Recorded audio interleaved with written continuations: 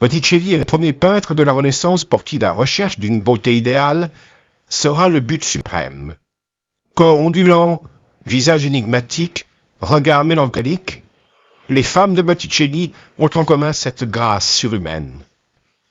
Même les belles madones qu'inlassablement il peint et repeint du début à la fin de sa vie portent en elles l'équivoque et l'ambiguïté qui sont la marque du peintre.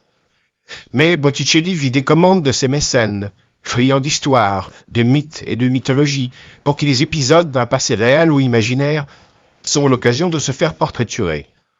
Les scènes de la Bible sont des thèmes tout aussi populaires. Les splendides fresques qu'il peindra pour le pape sur les murs de la chapelle Sixtine lui vaudront l'admiration de tous.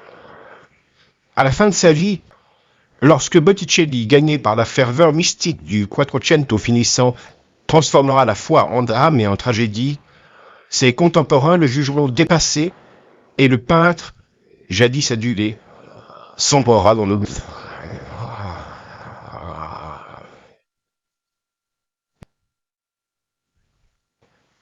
Sandro Botticelli a deux visages. Le premier est celui arrogant, viril et sensuel que nous montre cet autoportrait. Le second, il nous faut l'imaginer, est celui du poète, de l'humaniste de la Renaissance, de l'homme en proie au doute. L'un et l'autre en font un personnage déroutant sur lequel l'histoire a longtemps jeté le discrédit. On l'a dit sophistiqué et décadent lorsque sa peinture reflétait la luxure d'une Renaissance finissante. On l'a dit mystique et révolutionnaire lorsqu'il se mit à douter des valeurs morales et intellectuelles de cette même Renaissance. En réalité, on sait peu de choses de la vie de ce génial artiste florentin dont la peinture et ceux qui s'y intéressaient furent la raison et la joie du vivre. 1445-1460. Un petit Florentin. Alessandro di Mariano di Vanni Filippi est né en 1444 ou 1445 à Florence, au siècle d'or de la Renaissance italienne. Très vite, le petit Alessandro devient Sandro et troque son patronyme pour le surnom de Botticelli. Il le doit à son frère Giovanni, si rondouillard qu'on le surnommait Petit Tonneau, autrement dit Botticelli. Un sobriquet plaisant qui fut donné aux 8 enfants de la famille. C'est à Florence, capitale artistique et économique de la Renaissance, que Sandro va passer son enfance. La famille habite le quartier du cloître dominicain Santa Maria Novella, non loin de l'église Ognissanti. À 12 ans, son père lui choisit un métier. Il sera orfèvre, comme son frère, Antonio. Mais au cours de son apprentissage, le jeune Sandro découvre sa véritable vocation, la peinture. 1461-1469. Apprenti peintre. À 18 ans, Botticelli entre dans l'atelier du peintre et moine carmélite Fra Filippo Lippi. Son nouveau maître n'est pas n'importe qui, c'est l'un des peintres les plus célèbres de Florence. Comment le jeune Sandro, fils d'un modeste tanneur, a-t-il pu entrer dans une aussi célèbre bottega? Il lui a fallu des recommandations.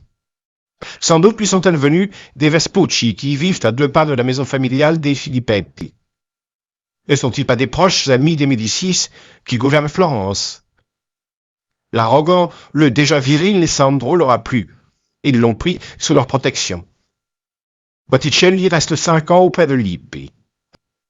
Lorsqu'il le quitte en 1467, c'est pour entrer dans la bottega d'un autre artiste florentin de renom, Andrea del Verrocchio, peintre-sculpteur.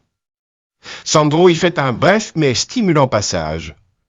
L'atelier, qui a la réputation d'être ouvert à toutes les techniques, attire les meilleurs artistes d'Italie et parmi eux, le futur rival de Botticelli, Léonard de Vinci. 1470-1480, l'indépendance. En 1470, l'ambitieux, le passionné Botticelli ouvre son propre atelier à Florence. Il ne tarde pas à recevoir sa première commande officielle. Il doit personnifier la force pour le tribunal de commerce. Le peintre Piero del Pollaiolo proteste énergiquement. Ne lui a-t-on pas déjà attribué les 7 vertus? Pourquoi cet inconnu nommé Botticelli bénéficie-t-il d'un passe-droit? Sans doute les Vespucci sont-ils intervenus en sa faveur.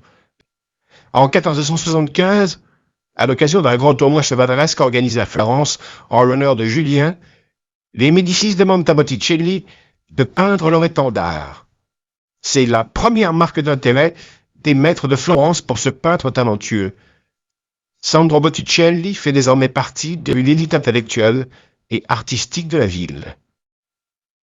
1481-1482, à la chapelle Sixtine. En 1481, Botticelli est appelé à Rome par Sixte IV pour décorer sa toute nouvelle chapelle Sixtine. Le peintre n'est pas seul en lice, l'édifice est tellement vaste que les meilleurs artistes du moment sont mis à contribution. Le Pérugin, Ghirlandaio, Cosimo Rosselli.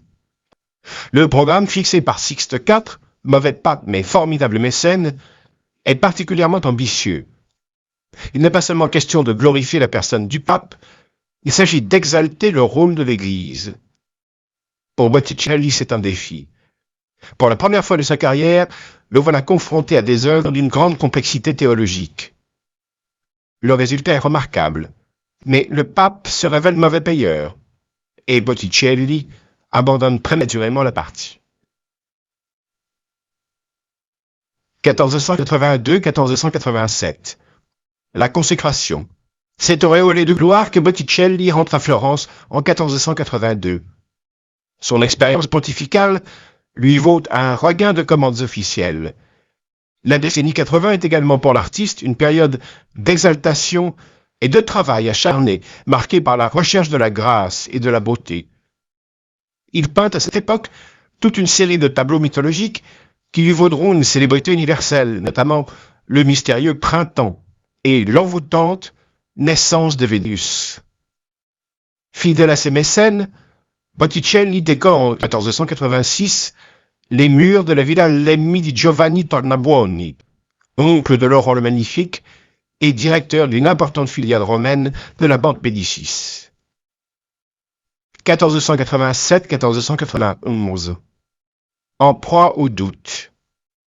À la fin des années 80, Sandro Botticelli connaît une période de doute, une crise spirituelle et intellectuelle. On le dit influencé par Jérôme Savonarola. Ce moine dominicain originaire de Ferrare est le chef de file d'un nouveau courant spirituel qui condamne le laxisme et la corruption sévissant à Florence, prêche le retour à des mœurs plus pures et annonce la fin du monde. Botticelli est-il ou non disciple de Savonarola? Nul ne le sait, mais sans doute Sandro, comme nombre d'intellectuels de l'époque, est-il touché par les prédictions de Savonarola. Et sa peinture s'en ressent. Il abandonne les sujets mondains pour se consacrer à des thèmes religieux. Son style évolue, le mouvement et la grâce caractéristiques de ses œuvres passées font place à la simplicité et à la concentration. 1492-1501. La fidélité. Laurent le Magnifique, dit l'aiguille de la balance, meurt en avril 1492. Son fils Piero, qui lui succède, n'a ni son habileté ni son expérience politique. 2 ans plus tard, les Médicis sont chassés de Florence. Botticelli reste cependant en contact avec la toujours riche famille Médicis. En 1495 et 1497, il exécute plusieurs peintures pour la villa de campagne de Lorenzo di Pierfrancesco, pour qui il va également reprendre l'illustration de la Divine Comédie de Dante, commencée 15 ans auparavant et abandonnée. En 1493, le frère aîné de Sandro meurt. L'année suivante, Botticelli s'installe avec ses 2 neveux dans sa maison natale du quartier de Santa Maria Novella. 1502-1510. L'isolement et la mort. Le peintre, dont la réputation atteignait des sommets dans les années 1480, est désormais mis à l'écart. Peut-être s'y est-il mis lui-même. On le dit fantasque, bizarre. Les commandes se font rares, pourtant l'artiste n'est pas totalement oublié. C'est à lui qu'Isabelle d'Este s'adresse en 1502 pour décorer sa maison de Mantoue. Et quand en 1504, il faut choisir l'emplacement qu'il convient de donner à la statue du David de Michel-Ange, c'est encore au vieux maître qu'on demande son avis. Mais on ne l'écoutera pas. Lorsqu'il meurt en 1510, à l'âge de 65 ans, son nom a déjà perdu de son éclat.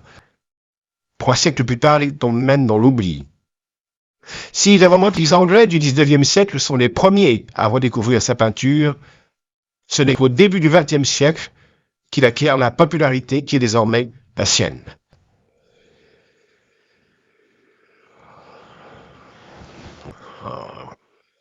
Il est le peintre de la beauté et de l'élégance. On admire la vigueur de son trait, la précision de son modelé, l'harmonie de ses compositions. Ces tendres madones, surprises dans un dialogue muet avec l'enfant Jésus, sont autant le visage de la grâce. Sa Vénus sortant des eaux, universellement connue, est devenue le symbole des millions de fois reproduits de l'art de la Renaissance. Mais Botticelli, âme farouche et tourmentée, n'est pas le peintre serein des beautés du monde. Son œuvre a le lyrisme et la violence du désespoir, et lorsque le découragement est trop fort, c'est dans le rêve qu'il nous entraîne. C'est pourquoi on l'a dit romantique. Mais il est plus que cela. Sa ferveur religieuse et sa piété en font un artiste cheminant à l'écart de ses contemporains.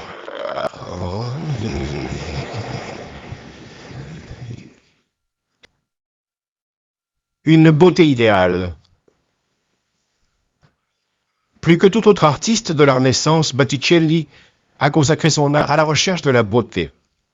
Doué d'un sens aigu de la ligne et d'une grande précision dans le modelé, il a su comme personne avant lui glorifier le corps humain. Et pas seulement dans ses tableaux païens, sa Madone est aussi troublante que sa triomphante Vénus. Car Botticelli se soucie peu des conventions. Il peint comme il sent, il peint comme il rêve. Une beauté idéale au corps ondulant et au visage mélancolique. Même ses portraits d'hommes et d'adolescentes vous séduisent, vous envoûtent, car les visages de Botticelli ont la beauté des êtres aimés.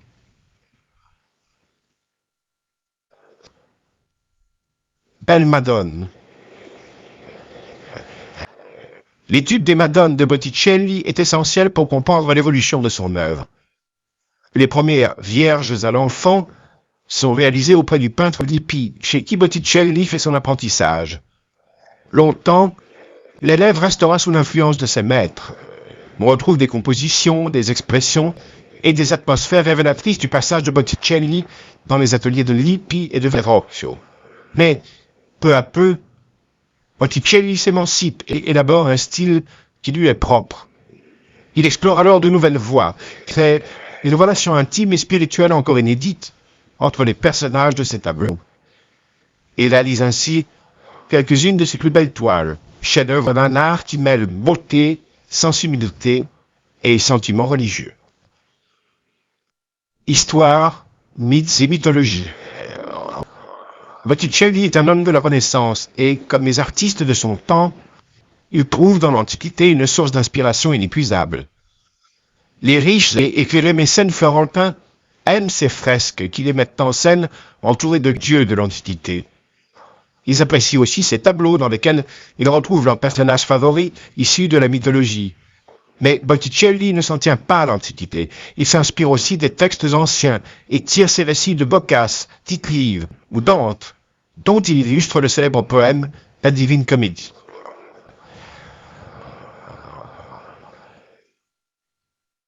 La Bible. Comme à ses contemporains, la Bible fournit à Botticelli nombre de thèmes. L'adoration des mages et l'annonciation, qu'il peint à plusieurs reprises, sont l'occasion de variations autour d'un même thème. À chaque version, le style évolue, la personnalité du peintre s'affirme. Le retour de Judith à Béthulie et son pendant, la découverte d'Holoferne décapité, œuvre de jeunesse, porte en germe le génie de Botticelli et sa façon de traduire le mouvement dans l'immobilité. Quant aux magnifiques fresques de la chapelle Sixtine, dont le thème est la vie de Moïse, elles sont pour le peintre l'occasion d'exprimer un double message, religieux et politique. Car pour Botticelli, et c'est aussi ce qui le différencie des autres peintres du XVe siècle, L'art n'est pas pure contemplation. Il doit influencer l'action des hommes. Ferveur mystique. Botticelli a 50 ans et le Quattrocento touche à sa fin. L'époque est troublée, chargée d'angoisse. On s'inquiète, on s'interroge. Le monde va-t-il s'effondrer? Le jugement dernier est-il pour bientôt? À Florence, le moine Savonarola l'affirme, et ses prédictions enflammées troublent Botticelli. L'ardeur religieuse gagne sa peinture, sa foi devient drame et tragédie, son style évolue, se simplifie. Renonçant aux acquis de la Renaissance, le peintre renoue avec les conventions de l'art médiéval. Peinture ingénue et artisanale, mais aussi symbolique et passionnée, car seul compte désormais le message spirituel de l'œuvre.